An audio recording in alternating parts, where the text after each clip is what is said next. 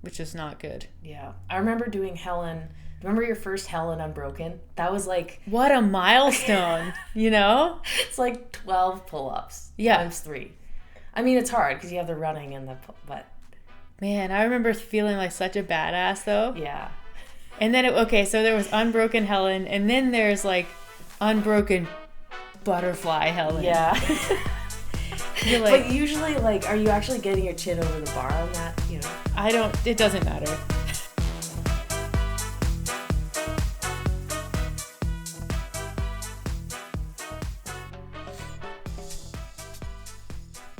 We're back. We're talking today about...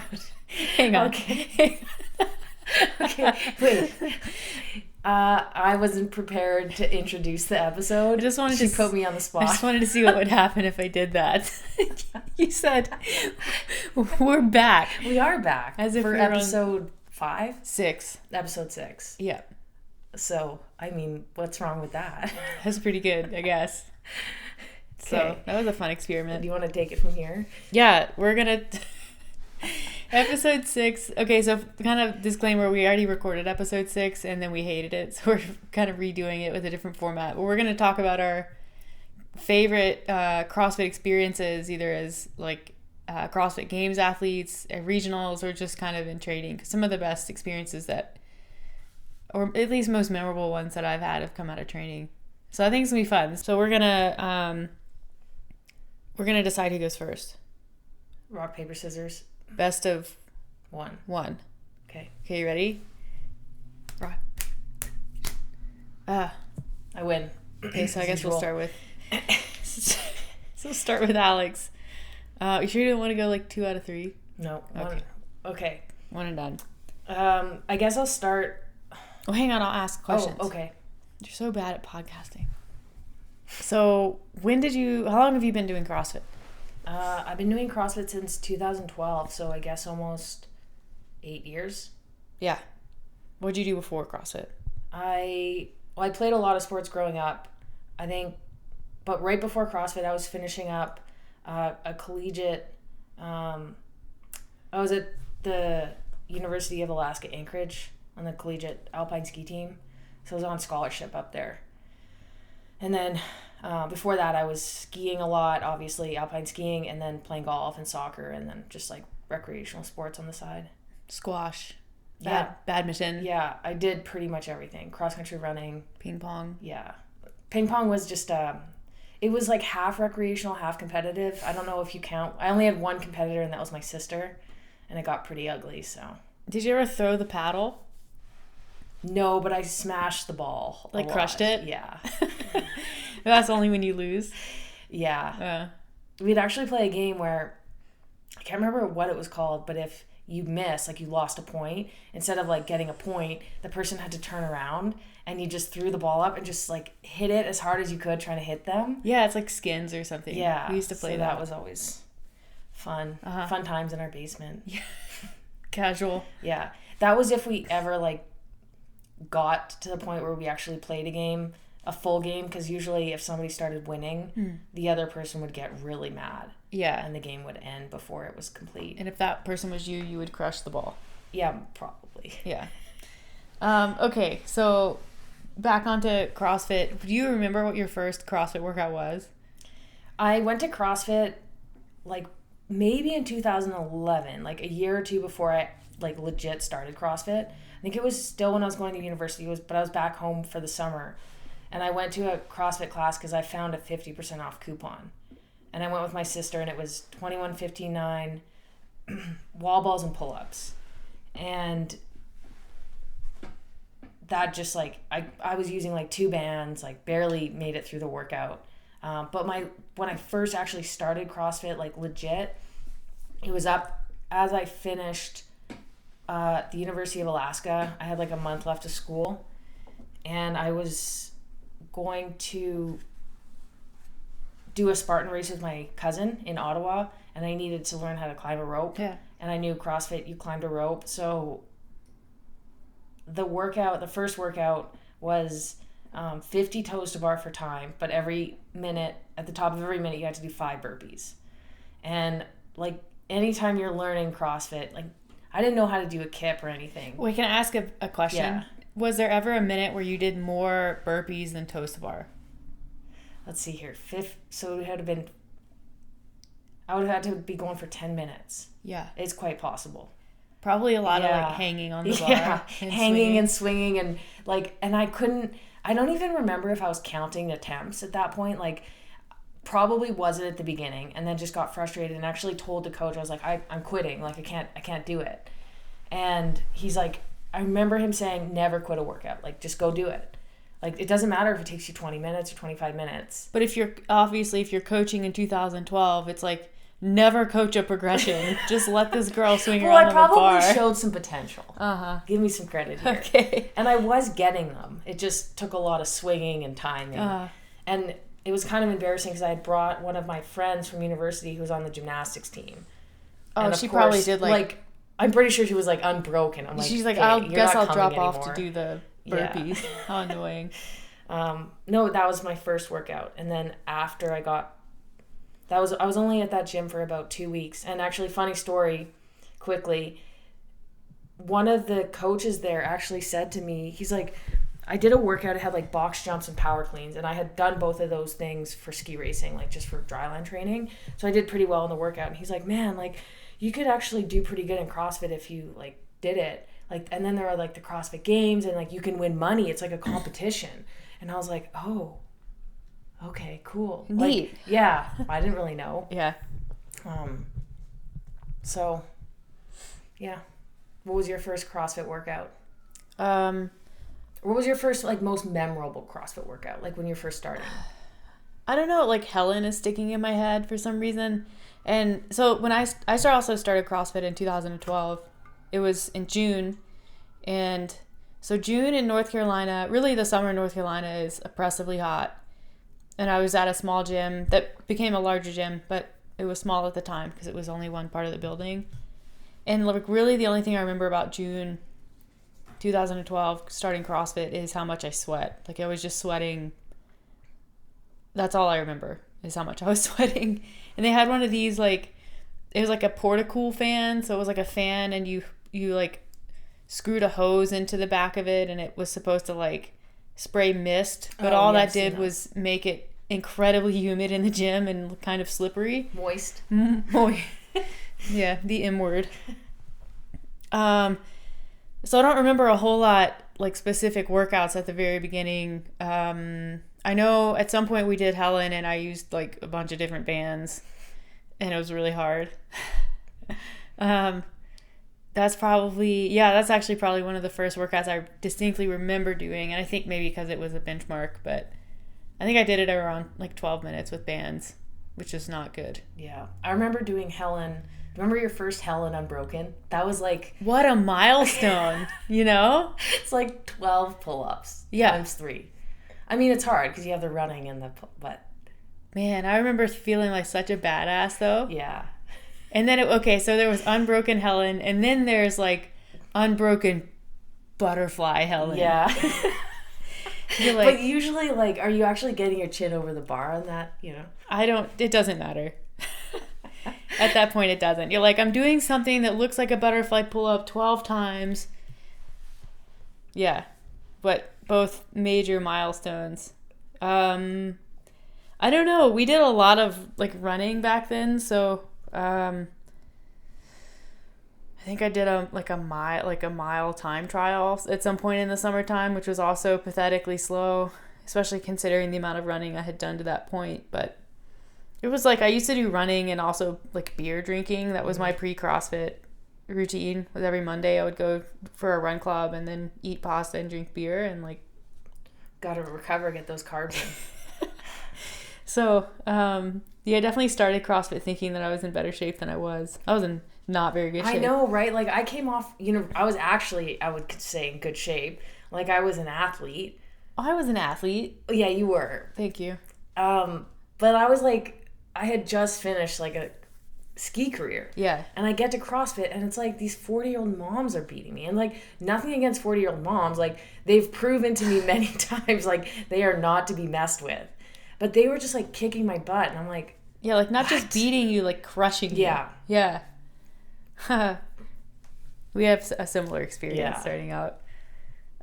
So, okay, you had your toes to bar. I had like Helen and running. What was when did you do your first open workout? 2013. So I started, I guess, May or June, just when I was finishing school of 2012. So like same time I started. Yeah, and then I had the summer and fall. Yeah. And then the open was February. Yes. So I had been doing CrossFit for about 8 months, I guess it is. And when the sign up came up, like it was like announced that the open sign up was open, I didn't want to sign up because I hadn't been able to get a muscle up yet. And I said to myself, I'm not signing up for the open unless I can do a muscle up, which in hindsight is stupid. I think everyone should do it. Like, you don't need to. No. But I ended up getting a muscle up like a month before the open. Mm-hmm. And then actually one of my most memorable moments was the first workout, which was 13.1 burpees and snatches. Yeah. The increasing ladder. And at the end, you have to get as many. Was it 17 So minutes? I think 17 minutes. The burpees decrease. The snatches are always 30, right? Yeah. And then the weight goes up. Yeah. Yeah. So it ends at 100 pounds for snatches. No, it ends at 120 or 125. Oh, right. Well, it ended at 100 for me. But I had never snatched 100 pounds. Mm-hmm. And I got to that weight with plenty of time. And I ended up snatching 100 pounds 16 times. I had never done it before in my entire life. Yeah. It was like every time the weight went up, it was funny because my parents were there watching. It was like the whole open thing, like everyone was kind of there. And they were laughing, like everyone was laughing at me because every time it went up, my face was like, I couldn't believe it had happened. It's like his magic. Yeah.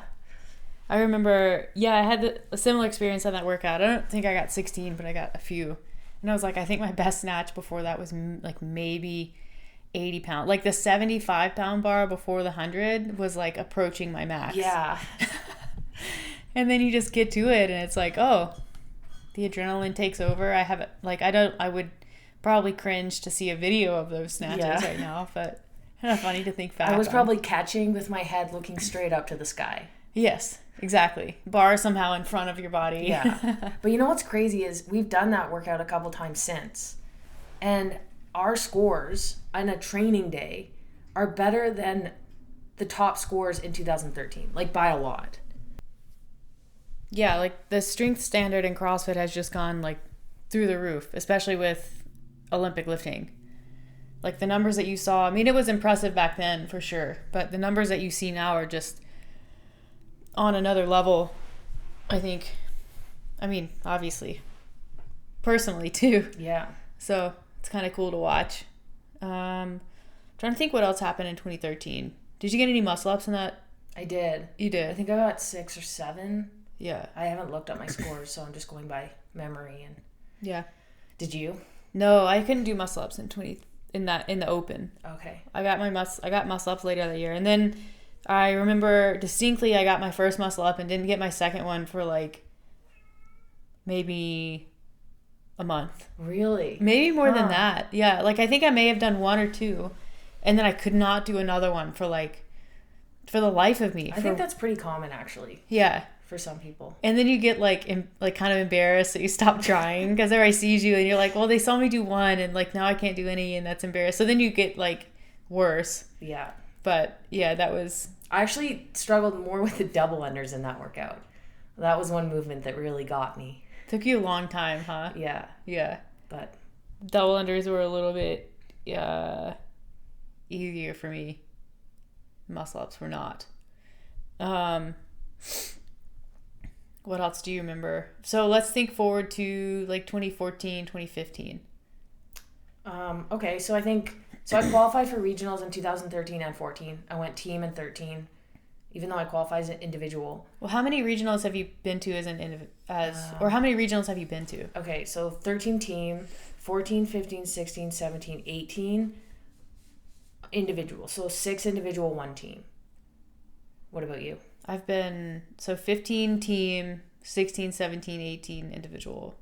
So 3 and 1. Yeah. Not quite as impressive. No. But 2000, so we just missed making it to the games in 2013 As a team. as a team. We were third, and I think they took the top 2 back then. And then in 2014, I missed it again by just 1 spot as an individual. And then 2015 was the year that I qualified. Yeah. And that was exciting. Yeah.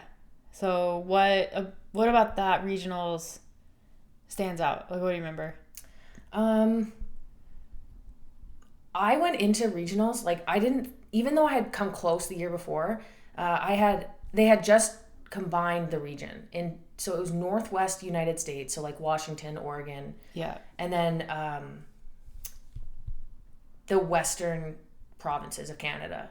Prior to that, it was just the Western provinces of Canada. Which would be like BC, Alberta, Saskatchewan? Manitoba. And Manitoba. Yeah, so and then they had opened more spots up. So they were taking 5 spots in 2015.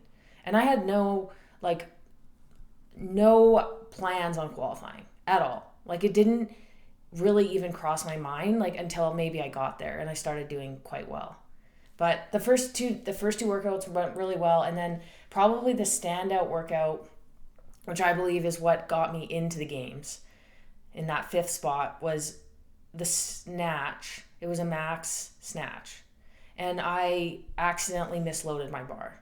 10 pounds heavier, right? Yeah, than I was planning on doing. And that was crazy. And it just goes to show like how mental lifting is. Like, if you know how much is on the bar, or I guess if you don't know how much is on the bar and you think it's lighter, it goes up as if it was that lightweight that you think it is, even though it's heavier. See, sometimes I do that with kilo plates because I'm like, I have absolutely no idea what's on this bar, and I load it to like 175 or 180 and I miss it, and I'm like, God, that felt like 180, and then I do the math and it was. So like, I get it, but also okay. I guess competition. Yeah.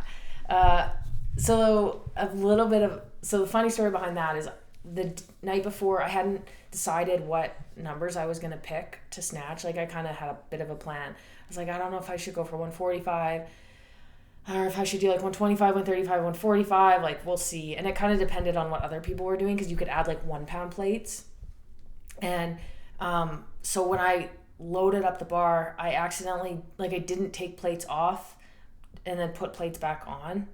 Something happened. Yeah. And when I went to go snatch, I heard the announcer mid-lift be like, and Alex Parker with a big 22-pound jump. And I'm like hearing this. I'm like, oh shit. And it went up like butter. Like butter. Like butter. Okay. Like, I don't know if that's how you just describe a great snatch, but it felt like a dowel. Yeah. Like, it probably was not the greatest technique because it was 2015 and that was after the handstand walk, right? Yeah. So your shoulders were probably kind of like goo. Yeah. So I snatched 158, which was a PR. And my mom in the stands was just beside herself, worried, wondering like what happened, because I always kind of stick to a plan, and she knew the plan, and it didn't involve taking a 22-pound jump. So she was freaking out. Not because she's a stage mom, but just because, she's my biggest fan. Yeah. So that was a good experience. Yeah. I think, yeah, I would say that was the highlight of that 2015. And you finished the chipper that year, right? Yes. That chipper was 3. That was a third event. First event on the second day. Yeah. Yeah, which was a mile run, 50 overhead squats, 100 GHD sit-ups, like 150 double unders, 50 sumo deadlift high pulls, 100 box jump overs. Yeah, I think it was 100 at the end. And the cap was like 26 minutes or 24. I'm not sure. I honestly can't even remember. I don't remember crushing that workout, but I guess you're right. It's funny, like, I always have loved working out. And I remember I hate tapering for workouts or tapering for events. But it's part of the sport. Like, you have to come in fresh. And I remember doing most of the training involved like Randy, which is 75 snatches at 55 pounds. Because that was the first event. 1. Yeah. And I did so many versions of that, and it was just, I hate that workout. I hate it even more now, having done it so many times. And I did actually really well in that workout, but it's only like, I don't know, how long was it? Like 3 or 4 minutes? 3 minutes? Oh, Randy? Yeah. Yeah, it's not really long. Short. Yeah. And then I did Tommy V, which is or that was event 2, and that's all rope climbs and thrusters. I'm like, and I love chippers. I love long workouts. Not because I'm good at them. I just like love the feeling of a really good sweaty workout. So I think event 3, I was just so riled up to like get a good workout that I just went for it. Yeah. And when I went to the finish, I like my coach,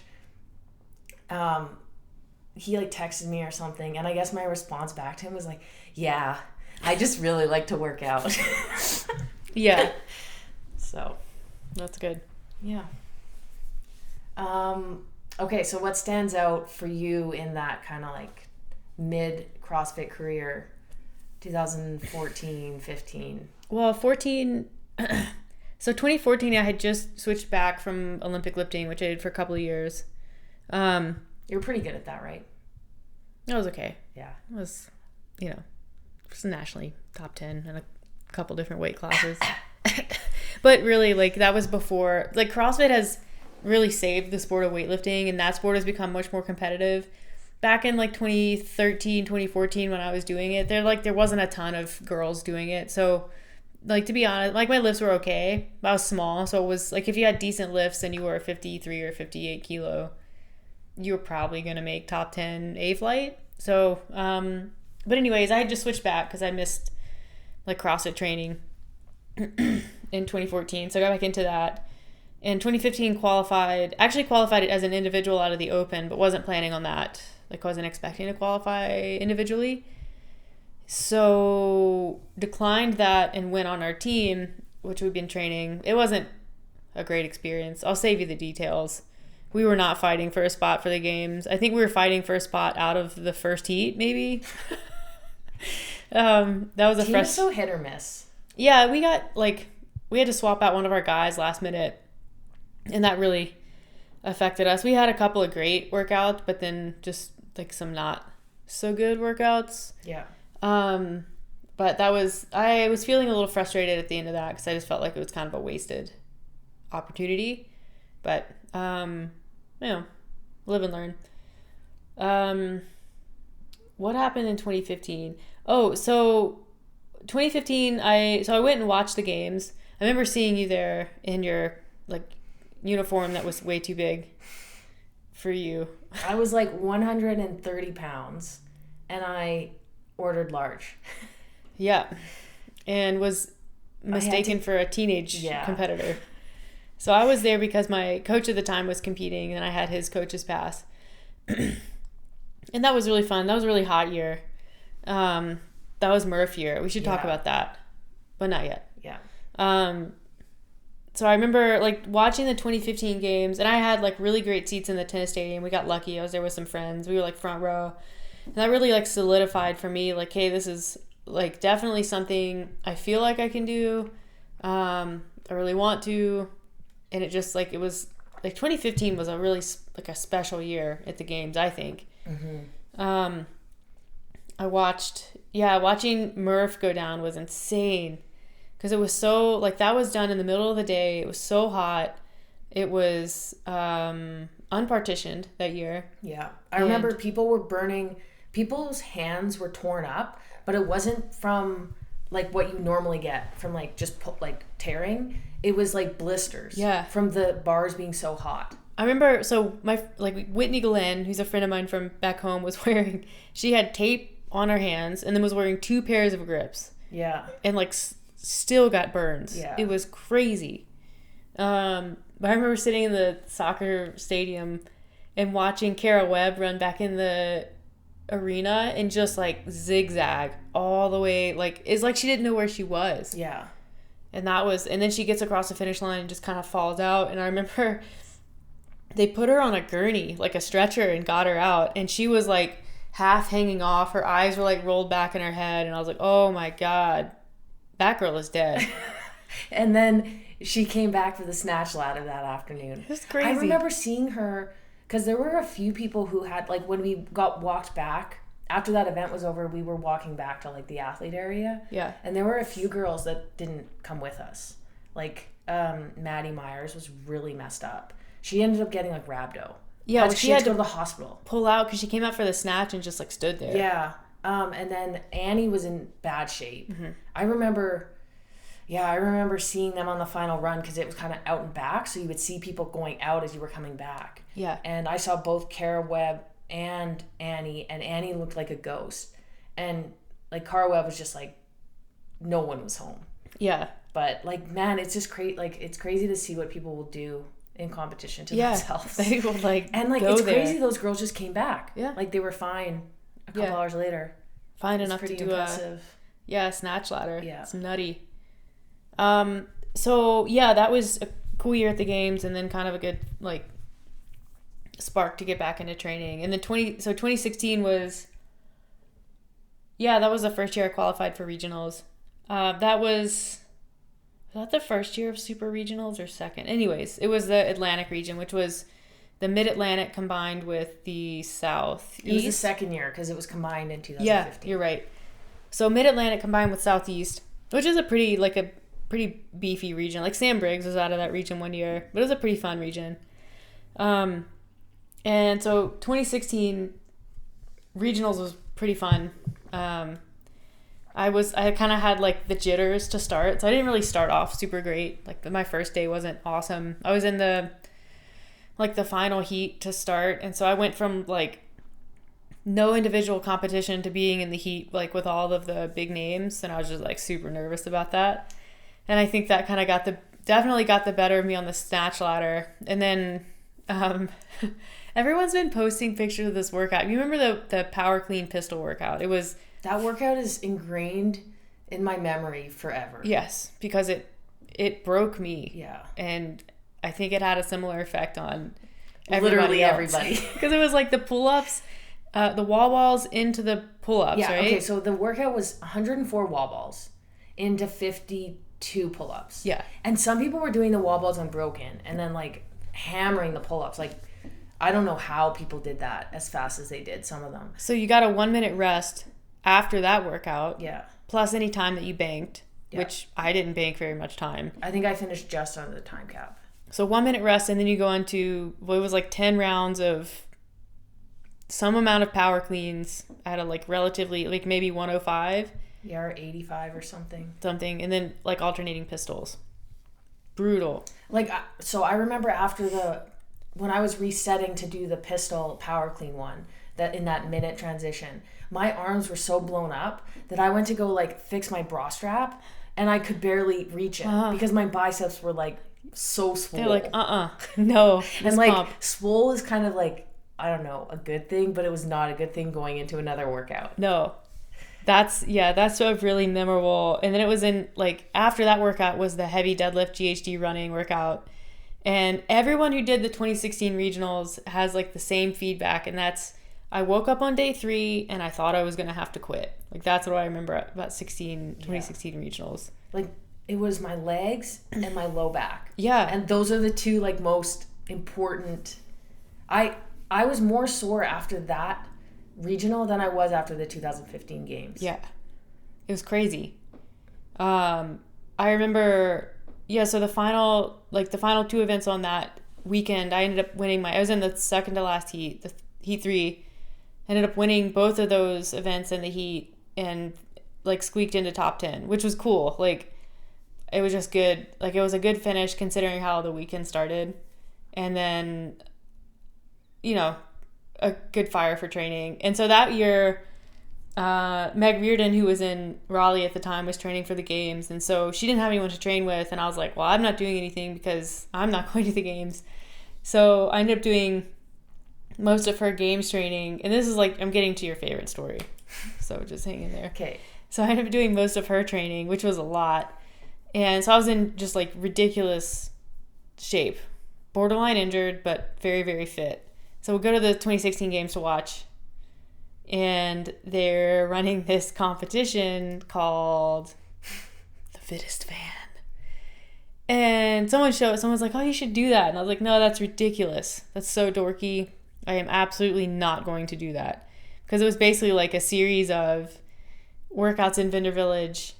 And then if you are like top 3, you go and compete on the tennis stadium before the final event on Sunday. And I was like, hell no. Like, I do not want to do that. And then they're like, but look at the prize list. And it was like assault bike, ski erg, rower, D-ball, vest, like $300 a Reebok, like all this stuff. And I was like, I mean, it's like not that dorky.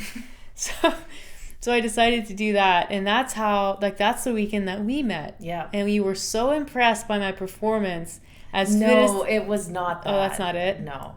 We were both in Vendor Village. I was hanging out, just minding my own beeswax. And you came running up to me with googly hard eyes and basically said to me, I follow you on Instagram. I think you're awesome. And I wanted to introduce myself. And I love you, and will you be mine forever? No, you didn't say that initially. You said it with your eyes. Oh. But then you were still married at the time. So. Yeah, I was. But you were wearing that, like, orange crop top. You were at the RX Smart Gear, and I was like, man, what a total babe. I was wearing makeup that day because I had to do a signing thing for RX Smart Gear. I thought you were really pretty. Oh, thanks. And then you saw me do Fit as Fan, and you thought... Yeah, actually... We had met like a couple hours before, and then all of a sudden she shows up on the tennis stadium to do Fit as Fan, and I was actually pretty impressed because like the whole demo team was down there with you, and that was like Brooke Ents, Cassie Lance, and none of them could do the pegboard. And I beat them so badly that they just were like, oh, you had no issue with the pegboard, and no. I was like, all right, I did the pegboard in 2015 and failed miserably at it, and she seems to have no problem, so I'm somewhat impressed. It's all right. It was like it was good for my ego. Yeah. So she ended up winning Fit as Fan. I did. I won a ton of stuff. It was great. It was actually like a really, like, it's kind of dorky. It was a pretty cool experience. So you know who won the men's Fit as Fan that year? I do, but I'll let you. Ricky Garrard. Interesting. Crazy. And what is also a good story is in 2017, Dave was like, he had met you or knew of you or something. He's like, wait, Meredith Root, wasn't she Fit as Fan last year? He's got a good memory. He remembers that stuff. Yeah. I was pretty impressed. Yeah. I mean, like, it was pretty impressive performance. Hard to forget. Yeah. I was like, no, I'm not dating the Fit as Fan from 2016. Yeah. Better than that. Whatever. Yeah, so then 27. So, okay, then we meet at Wadapalooza that year. Yeah. So I slid into the DMs and was like, hey, girl, are you going to Wadapalooza? And you were like, you bet your sweet ass I am. And that is your exact reply. Yeah. I didn't actually say, hey, girl, but that's what you said back. I think you just said, hey. Hey, are you doing Wadapalooza? It was pretty smooth. Yeah. So then we meet up at Wadapalooza, and so I was Wadapalooza 2017.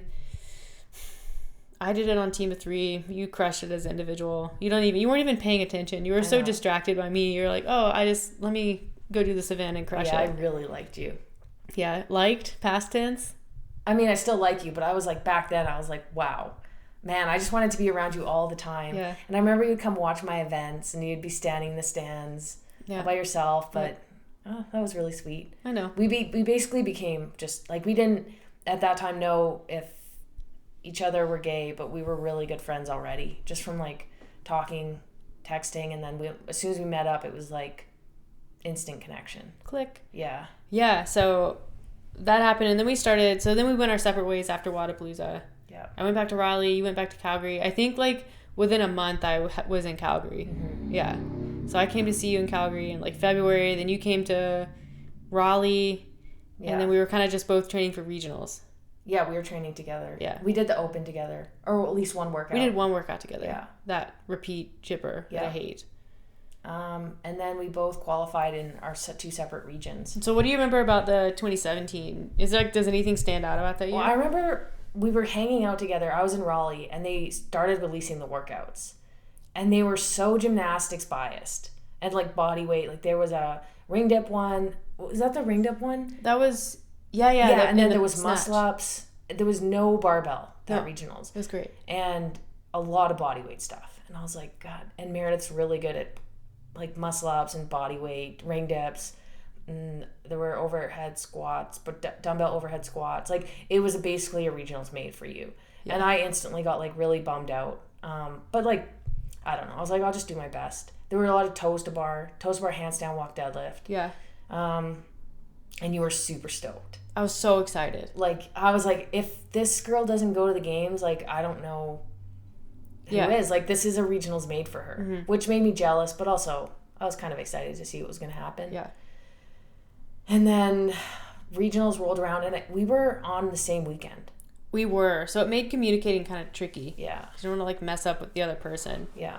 But I would, like, my events were ahead of you because I was on the East Coast and you were West. Yeah. So you were 3 hours behind. So I would always finish and then you would be warming up or whatever. Yeah.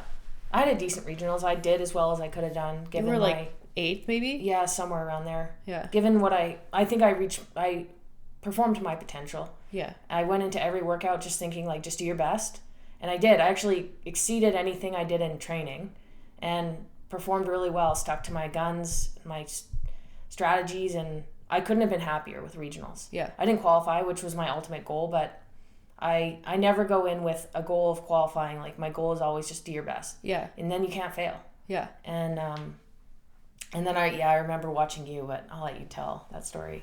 Oh, I got hurt on the third event. Well, you didn't get hurt. You were hurt. I exacerbated an injury that I definitely knew was there and was definitely in denial that was there, but, like, definitely had not done any rope climbs in training because I knew it was going to be an issue, and then it was. So not a huge surprise, but also, like, still a bummer.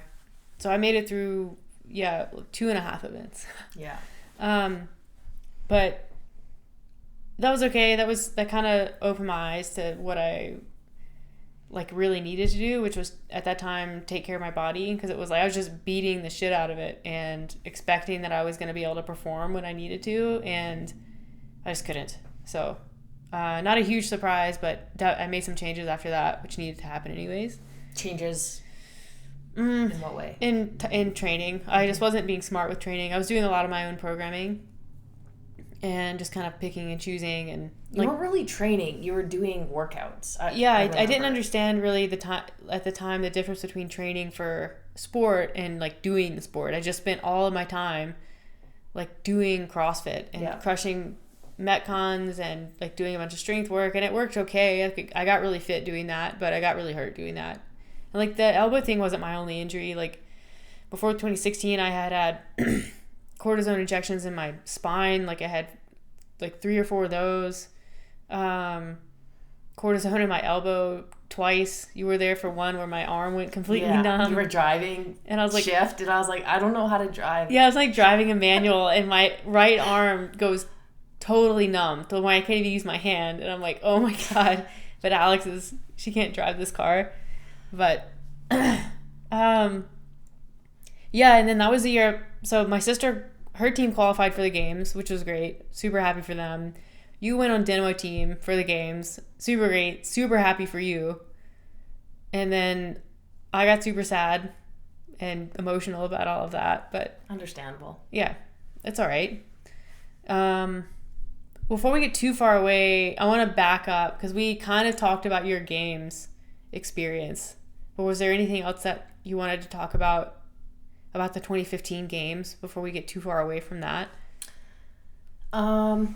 The 2015 games was probably, of all my athletic experiences, and I've had a lot.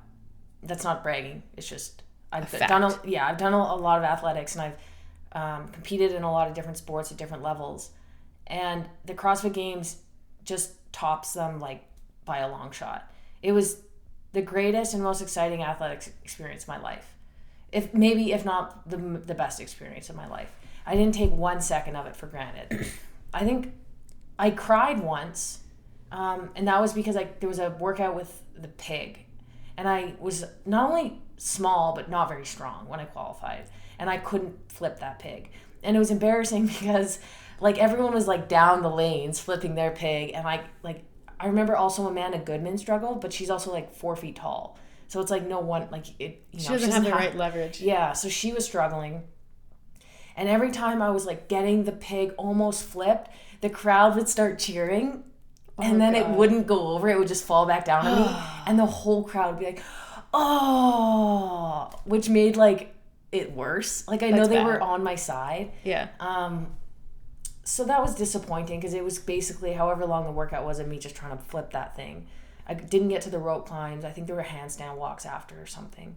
But, like, even when I was out there, kind of like getting teary-eyed and upset at myself. I don't think I like wished I wasn't there or took it too seriously or felt like I was a failure. I was just like sad that I, couldn't complete the workout. Are you getting teary-eyed right now? No. Okay. It was just like the whole experience was just something really. I just soaked every second in, and I remember Michelle Letendre told me walking back from one of the events, or I think it was before it actually started, and she's like, if I could tell any like rookie anything, like any sort of advice, it would be to not take it too seriously, because she said she regrets how she approached her first couple of years at the CrossFit Games. She took it too seriously and worried a lot and didn't enjoy any of it. And like, that was great advice. I don't think I necessarily needed it, because I've never been that type of person to not take things, for what they are, great opportunities. But every time my name got called, any piece of uniform that I had, every part of it. Yeah. It was just the greatest. It was so fun. And I get why people want to go. Yeah. Like, they watch it, and what's cool about CrossFit is everybody in the stands does CrossFit, and that's something you don't get at other sports. Like, you go to a baseball game, like, the people in the stands don't play baseball at a high level or do it at all. But in CrossFit, like, everyone does it. Everyone's experienced CrossFit to some degree, and I think for the people who have the potential, it's no wonder that their goal is to make it to the CrossFit Games. Because even if you're not on the tennis stadium floor or in Madison, in the Coliseum, like, you can see from the stands the energy and how it would be down there. Yeah. As an athlete. So it's no surprise that that's the ultimate goal for a lot of people. Yeah. And was my goal to get back. So yeah, I mean, there's nothing bad I can say about that experience. Yeah. Well, that's great. Yeah. I was wrecked after, but I mean, of course. Who wasn't? That's how it goes. Yeah, so do you want to talk about 2018? Yeah, the 2018 season was interesting because that was when we moved. We, being me and Jordan Adcock, moved to Calgary. And that's significant because that was when they combined Canada West and Northwest, which with California regions, and cut the qualifying spots in Canada West out of the open from top 20 to top 5. I remember reading that and just thinking like it was a typo, like that cannot possibly be correct. So anyways, top 20 to top 5, and 3 of the 5 people three people of many trying to take one of 5 spots, we train together, compete together, we know our scores in the open. Same coach. So we just know everything about each other, which was like... We were judging each other at one point. Yeah, I think often we were judging each other, which was like, I don't know, it was kind of cool. Yeah. It was a neat experience. But 2018 started out really well. That was the year I went to Wadapalooza and did quite well in the first day, and then got ridiculous food poisoning the second day.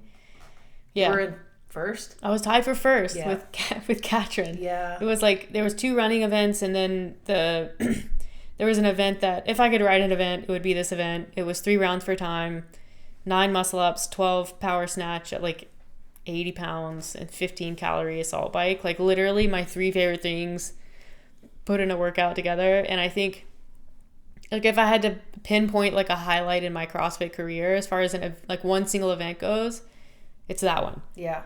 I remember watching that. It was like Friday Night Lights at Wadapalooza, which is a really special thing. On Bayfront, packed. Yeah, Bayfront. So you're on the water, packed. Like, it's not even a stadium. It's just like stands of people just crowded.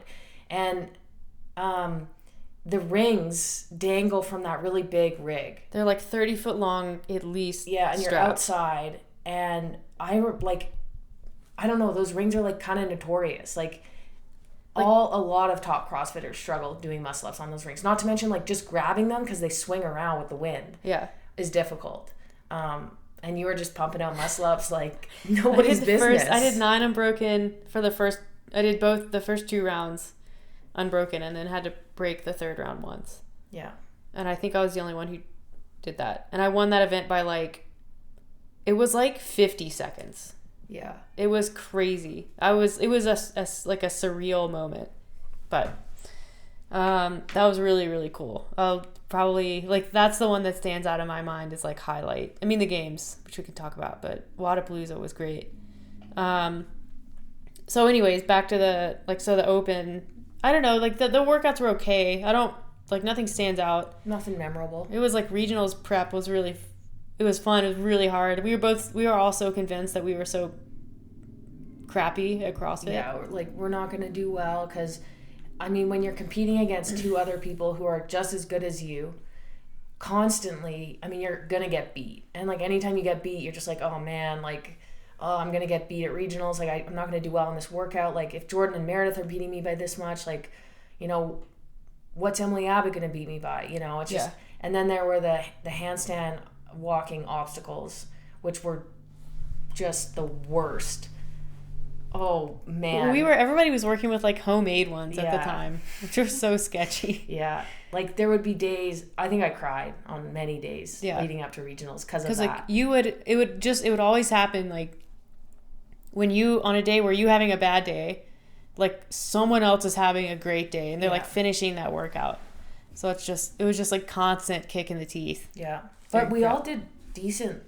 Yeah. Once we got there, we found out we were all in pretty decent shape. Surprise. I think the first event was 333. And how'd that go for you? My goal was to win, and I did that, but I had to work hard for it. Yeah. Because you were third. I was third, and then Carrie Beamer was second. Yeah. She's a notoriously good runner, so I had to work pretty hard to stay ahead of her. Yeah. And then Jordan also did well in that. She did. Yeah, she did. But so we were first and third, and I think you knew I was going to beat you most likely, but you were still a little salty. I wanted to come second. I was actually more upset that I didn't finish second, that I wasn't, like, 1 and 2. Yeah. But, yeah, third's all right. And then it was Linda. Yeah. Bench press, deadlift, power clean, squat clean. Yeah. Yeah. That was fine. It was okay. You had somebody, they had, so for the bench press, they had spotters, because you need spotters. And I guess Meredith was in the lane, like, next to me. And all I hear at one point was, like, don't touch the barbell. Or, like, she sweared. Mm-hmm. And then said, like, yelled. And I was like, that's so weird. Meredith doesn't really yell. But I guess the judge had accidentally, like, touched the barbell because she thought it was going down. He thought it was going down, grabbed it to help you, but it hadn't been going down, I guess. Yeah, he did that a few, like, it's like the top of a bench press, and it was like, it would always be the last one I was planning on doing. Like, top of the bench press where it gets really slow. Like, just let me finish it. And he would grab it, and then, like, as he was grabbing it and picking it up, he'd be like, no rep. And I just got really frustrated. That happened a few times. But you bounced back pretty quick after that. Yeah, it was fine. It's just, you got to let that shit go. But I think I was still ahead of you after day 1. Yeah, you were. And then, so I was in a good mood. Yeah. So we were both kind of hovering around that qualifying spot still. The whole weekend was like, it was us around number 5. Yeah. And then day 2 was kind of what it was. I don't remember what that... It was the handstand walk mat. Yeah. And the power clean burpee. Or power snatch burpee. Yeah. Which was a tough workout. All I remember about that one was so fast that the only thing I remember is, like, the people around me. Mm-hmm. I don't know who's to my left. They were way back. And then China was to my right. And so literally, like, the whole time you're just, like, looking at the person next to you. Yeah. That's the only thing I remember. And then, like, be just feeling terrible afterwards. I was so nervous before that handstand, the muscle up handstand walk pistol one, and Meredith is my person, but, like, it was kind of weird because you were competing against me. But I was also coaching you in the back. Yeah, like, I remember I was so nervous. Like, I'd never been this nervous before. And I said to her, like, I need help. Like, I need you to tell me, like, why it's going to be okay, like, something to calm me. Meanwhile, like, she's trying to focus on what she's doing. I'm like, I don't care. But yeah, you had some really good things to say, and it did help. Yeah. And we ended up doing well. Every time I made it over that handstand walk mat, it was kind of like every time I snatched 100 pounds in 2013. Yeah. I couldn't believe it. I know. That I did it. And I didn't fall too many times. I guess it's just amazing what adrenaline and some focus does. Yeah. But you almost finished that workout. Yeah, it was close. I just had a couple misses. Yeah. It was fine. That's when you started making your run for it. Yeah. That was my push. Yeah. And the chipper went really well the next day. Yeah. I had a great, if I've ever, like, that was a very, like, in the flow kind of feeling, that workout, which was cool. And then ended up not quite doing what needed to be done on the final workout, finishing 6th. And it was super sad. It was. But not that sad, because I was Becca got relieved. I think we were both relieved on a level because it opened the summer back up. Yeah. I didn't want to...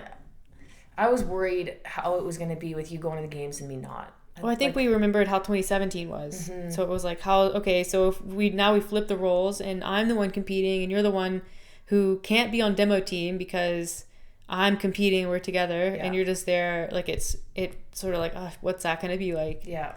But so that was definitely a bit of a relief, even though it was a sad moment. And then, shocker, Emily Abbott tested positive for PEDs. And I get the invite. Yeah. Except it wasn't an invite. It was this whole summer of like, you're kind of invited, but don't tell anybody, but keep training. Yeah, so what happens when you get tested, and I've never tested positive, so I don't know exactly, but from what I know, you get a notification saying you've been tested positive for whatever drug, and then they test, you can get or they already have tested your second sample, B sample. Yes. And so you have now 2 to confirm it. And then you can submit an appeal. And depending on how long the appeal goes, like if she could have won the appeal, which preserves her spot. So they can't, when she tests positive, they can't just like revoke her invitation and give it to the next person. Yeah. Because they need to go through this whole appeal process. Because like, what if? But there's no like deadline on the. Well, they had never backfilled a spot from regionals. It just didn't really happen. Yeah. So they basically sent Meredith it wasn't an invitation. It was, we have potentially a spot open. Somebody's tested positive. We knew who it was because the CrossFit community is very small. So this is not an invite, but train as if you're going to the games. Which is like such a weird emotion. It was a weird summer. That was, I was finishing up work, sort of finishing up, and trying to train with you as much as I could. Yeah. And you were emo. I was. There's that, like, and I can explain it because it was, it wasn't happening to me, but I remember trying to wrap my head around it because I'm like, well, why is she so like sad? Like, or, she might get to go to the games. Why not just train like she's going to the games? Like, what's so complicated about that? But for you, it was like you still had one foot kind of protecting yourself, like as if you weren't going to the games. So it's kind of hard to train as if you were, like go all in, knowing that the rug could get pulled out from you at any moment. Yeah. And that's understandable. Yeah. It was hard to like buy into, I'm a games athlete, I'm definitely going, when like I could train my ass off and then it could be like the end of July and it could either be like, well, she won her appeal, or like, well, we ran out of time, which was also a real possibility, and they made me aware of that. And it was just a tough thing to actually like train for. I don't know. I did my best. Yep. Like it just was a bumpy, kind of a rough summer. Yep. And then you've got the official invite on your birthday. I did, July on my 30th 15th. My 30th birthday, which was like, it's kind of a like not so great birthday anyways. So it was a really nice thing to get on my birthday. Because we had a big party at your parents' house. My parents were there, my sister was there. Yep. And I got the email, and it was a really great day. And then I ended up being her coach for the CrossFit Games. Yeah. I was so nervous about that because I'm like, I don't know if she wants me to be her coach or she just feels bad for me. Because I couldn't be on demo team. Not that I wasn't even invited, but I was told after by somebody on the demo team that I was considered. But then with the conflict with somebody competing, I just couldn't. Yeah. Which makes perfect sense. I think I was worried that you had asked me to be your coach because you felt bad that I was not competing. That isn't why I asked you to be my coach. Yeah, I know. But anyways, it ended up working out. It was really fun. Yeah. It was exhausting. It was a long week. Yeah. For sure. What was the best experience at the CrossFit Games? It the marathon row. Really? Yeah, it was awful. Like the actual doing of it was terrible. But I think it was a spectacle that I don't think will be repeated for a long time. Yeah. Having all 80 athletes on the floor, like 80 rowers, name mats out, like it was just like it was quite a feeling to be out there with everybody and to be able to look around and see everybody, and it sucks and everybody's just sitting there doing it together. Yeah. So it was kind of shitty when the guys started finishing like 40 minutes ahead of, and I'm like, God, you still have like 10K. 10K to go. That was kind of brutal, but I remember fans were complaining, and a lot of people were like, oh, that's such a dumb workout, like for the spectators, like it's not fun to watch. I'm like, it kind of is though. It's like think about all the people who go and watch like marathon running. Yeah. It's just like, it's a different event. Like, just because it's not classic CrossFit doesn't mean it's still a great exciting. test. Yeah. And it's like, I don't know, spectators forget that the CrossFit Games aren't for them anyways. Yeah. I mean, it's meant to be a good show, and they try to do that, but it's meant to also find the fittest. And if that's the test, that's the test. Yeah. So that's probably the most memorable experience from that Games for sure. And like, the crit was a shit show. That was scary. But yeah, it was like you said, it was a great, like, I get why people want to go for sure. One thing about the CrossFit Games, and this is something I experienced in 2015, and then also with you as your coach in 2018, you don't really get to sleep that much. Like, you're out late because a lot of the events don't finish until late, and then you have usually a meeting or a briefing that night. And then the next morning, I think we were up. It was like 5 a.m., 5:30 at the latest. Yeah, and you're going like all week. Like, everything started, I think, the weekend prior to the CrossFit Games, because you were testing paddleboard. We had to do paddleboard testing, bike fitting. We had to do the time trial. We had to do the practice on the crit course. We had to do the obstacle course practice. Like, we started doing stuff on like Monday or Tuesday. Like, downright just exhausting week, and so much standing around, like standing and waiting for your heat to go, a ton of walking, because you're in the main like building, and then you're walking to the field or whatever it is. Madison's much more spread out than Carson was. All those briefings, it's like it's not easy. No, like, it's just, the week is not easy. I remember that last event, you were like, I don't even want to warm up. You can't. Like, you're so tired. You can't warm up. And I think Mike, like, he had stopped programming warm-ups that were just beyond, like, the minimum. Like, do what you need to like, not break. Yeah. And then that's good. Which is what I was doing at the end. Yeah. But it was a good experience. It's pretty cool. Definitely cool. And then 2019, we took the season off because we didn't really know what was going on. But it was kind of funny. We started the year thinking, like, well, I guess the goal is to be on the demo team. And well, we almost qualified for the games at Granite Games on a team. Yeah. But we fell a little bit short. Yeah.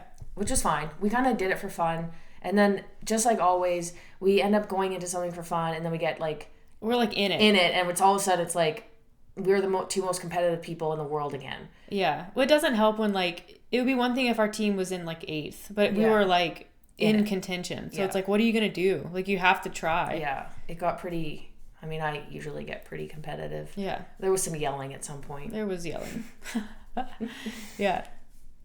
But yeah, so other than that, we didn't really compete. We just trained. No, but then, like, demo team was awesome. Yeah. Yeah, because we went and tested workouts at the ranch.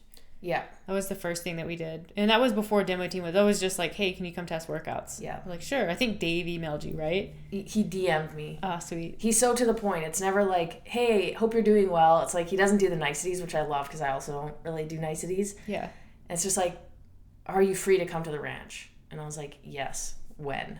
And we just like figured it out. Yeah. And flew out there for 3 or 4 days? Yes. Yeah. Yeah.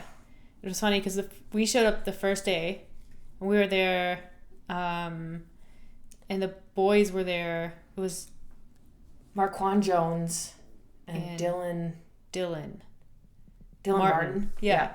And so we're there, and Dave's running late, and he pulls up, and he gets out of his truck, and like literally the first thing, he walks up, he greets, kind of a general greeting for everybody, and it's like, so what are you snatching these days?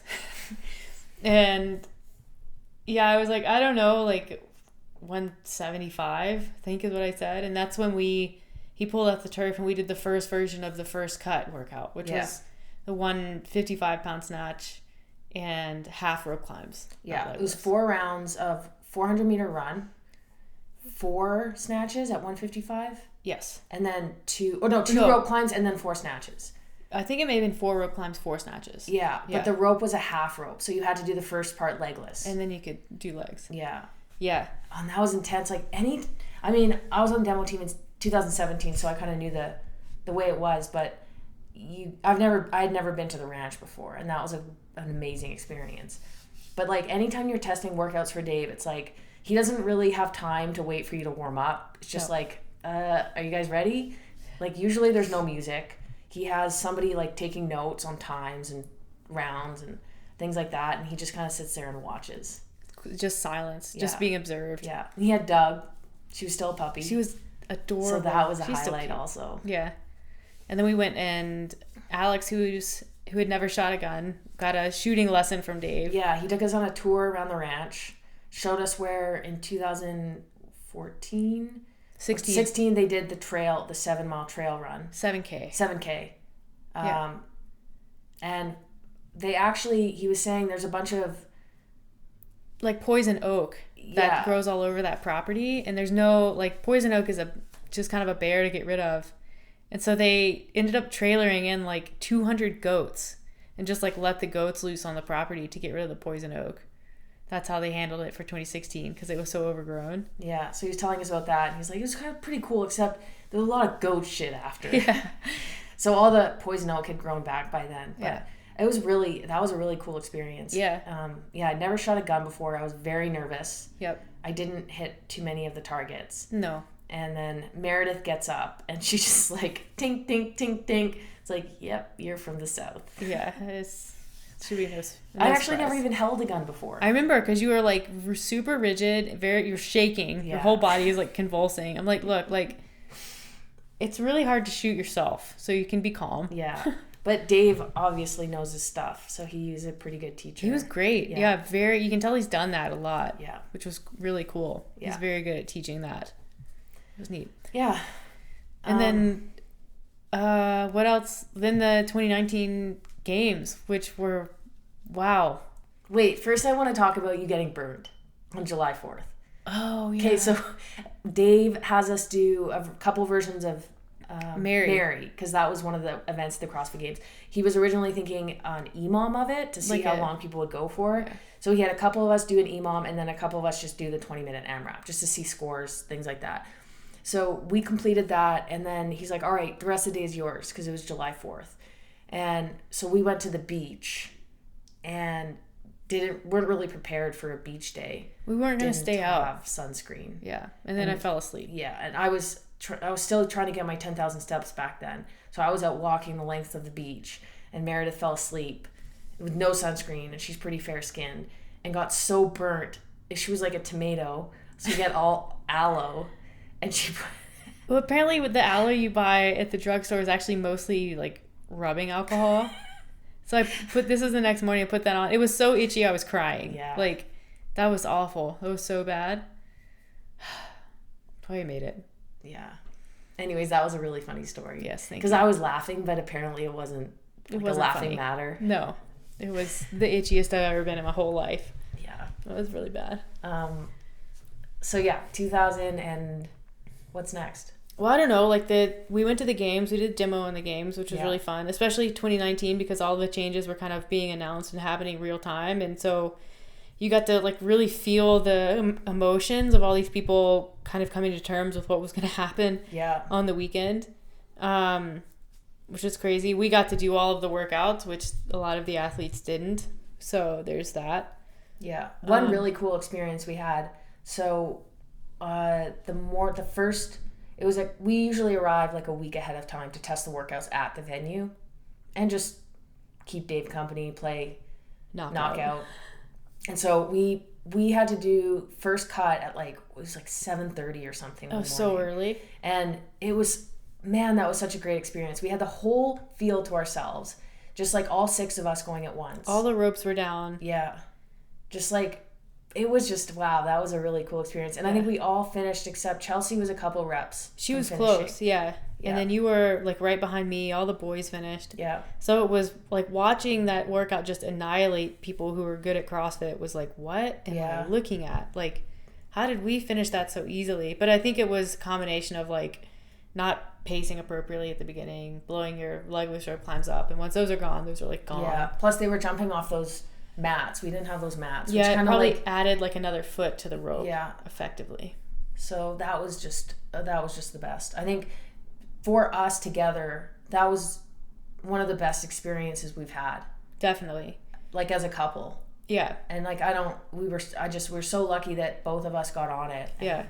We're able to experience that together. You can tell Dave has not been around like very many gay people because he would like kind of like ask us some questions and then was like, okay. And just like, I think we educated him a bit. Yeah. Which was neat. Dave is probably one of the most interesting people to be around. He's great. Yeah. He's just like, he cares so much about CrossFit and the sport and the athletes. He does care about the athletes.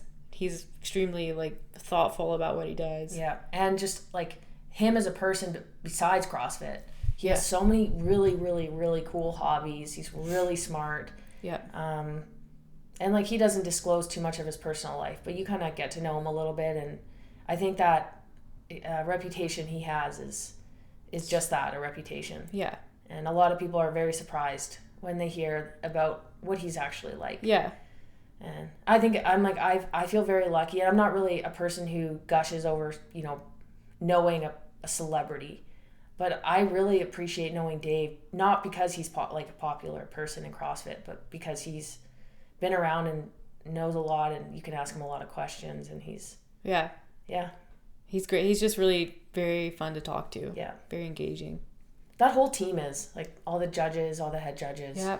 They're very involved in what the demo team's doing because they need to know how the workouts are going to look. And yeah. Man, that was so fun. Yeah. Yeah. All right, really quick. What's the most ridiculous workout you've done in training? Oh, I don't know. I think anything really like on the assault bike, like assault bike sprints are pretty bad, but I've never programmed really for myself. I usually do like fairly You're pretty by the well-designed workouts by my coach. I would say one of the harder workouts I've done, and you did this one recently, I think last summer, is it 5 or 4 rounds? I think it's 4 rounds, 400 meter run, 30 chest to bar, 30 thrusters at 65. Yeah. Or is it? It's it might 25, be 25. Yeah. It's 25. So it's 4 rounds of 400 meter run, 25 chest to bar pull-ups, 25 thrusters at 65 pounds, 65.95. Yeah. And if you ever need a workout and want a hard one, do that one. Yeah. Do that one hard. Like go for it and see what happens. It's a great workout. Probably don't do the first set of pull-ups unbroken. Yeah. Like, I mean, you can and just see what happens. Yeah, I guess. But, what about you? The most ridiculous workout I've ever done in training? Yeah. Oh, 30-minute AMRAP, 95-pound clean and jerk. How many did you get? 312. Brutal. Yeah. That was a long, very sweaty. I don't sweat a lot when I work out. And there was like it was like a puddle. Yeah. After that. That was brutal. Actually, doing the marathon row and then also the marathon ski. The marathon, that's probably the most ridiculous thing you've done. Yeah. Yeah. But honestly, like I've actually have clients or friends who done it and it's so doable. It's not like running a marathon where you have to train. What, the row or the row? Yeah, the row is. It's low impact. Like you definitely, it's going to hurt and you need to prepare at least a little bit. Yeah. But it's definitely doable and it's quite the accomplishment because it's pretty painful at the end. Yeah. The marathon ski, my neck was not okay for a very long time after that. Yeah. But it was worth it. The 100K bike was pretty bad. Yeah. That one was not great. That was hard. That was so long. It just took so long. Yeah. I think we were like, so that took almost 4 hours. Yeah. And you looked over at like, what, 2 hours? Because my feet were numb. And you were like, are your feet numb? I was like, nope. And then you're like, okay. And at one point you're like, you looked over at me and you're like, oh, Alex. Because I realized like I was in the lead on you and I was like, I'm going to lose it because I have to get off and change my stupid shoes, which I did. And then things, wouldn't say they improved, but they became more tolerable after that. Don't wear Metcons for that workout. That was a horrible idea.